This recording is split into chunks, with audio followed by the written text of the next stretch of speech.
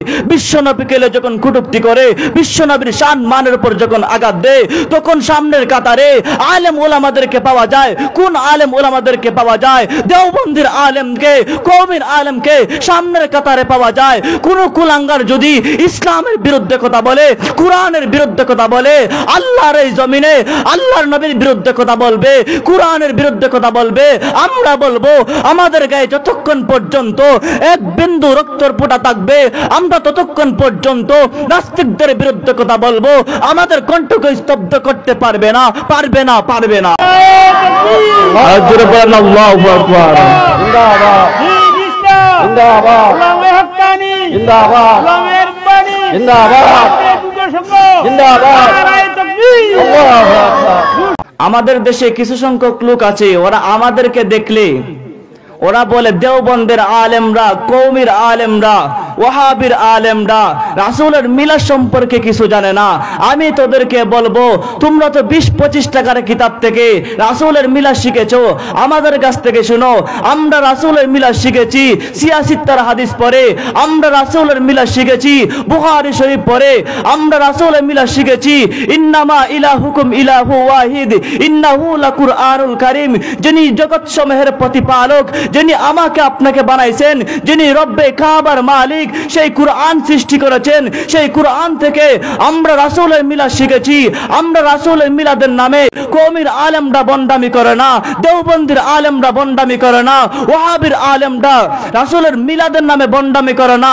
রাসূলের মিলাদের নামে বন্ডামি তো তারাই করে যারা রাসূলের মিলাদকে উৎসব মনে করে, তাদের পেট পালে। কথা বলার ঠিকই। আমরা এমন এমন শব্দ বলতে পারবো রাসূলের মিলাদের নামে, ওর বাপ দাদা সব্যকৃষ্ট কুইজা পাবে না কোরআন হাদিসে, কারণ ওরা তো কোরআন হাদিস পড়তেই পারে না।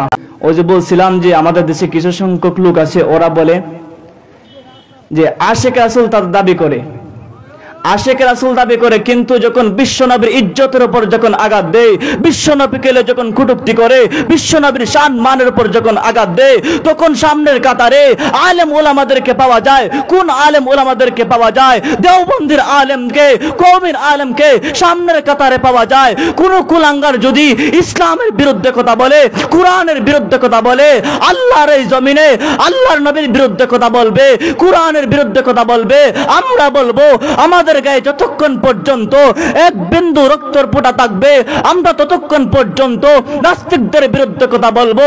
আমাদের কণ্ঠকে স্তব্ধ করতে পারবে। এই জন্য আমরা বলি, আল্লাহর এই জমিনে থাকতে হলে আল্লাহকে ভালোবাসতে হবে, আল্লাহর এই জমিনে থাকতে হলে আল্লাহর নবীকে ভালোবাসতে হবে, আল্লাহর এই জমিনে থাকতে হলে আল্লাহর কোরআনকে ভালোবাসতে হবে, আল্লাহর জমিনে থাকতে হলে আল্লাহর নবীর নাইবে আমিরদেরকে ভালোবাসতে হবে, আল্লাহর এই জমিনে থাকতে হলে মসজিদকে ভালোবাসতে হবে, মাদ্রাসাকে ভালোবাসতে হবে।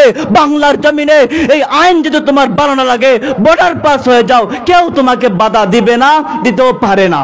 এই জন্য আল্লাহর এই জমিনে থাকতে হলে আল্লাহকে ভালোবাসতে হবে, আল্লাহর আইন মানতে হবে, কোরআনকে মানতে হবে, রাসূলের আইন মানতে হবে, আলেম ওলামাদেরকে ভালোবাসতে হবে।